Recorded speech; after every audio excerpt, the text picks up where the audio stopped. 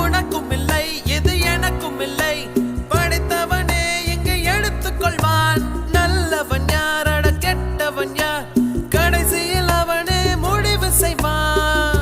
பழி போடும் உலகம் இங்கே,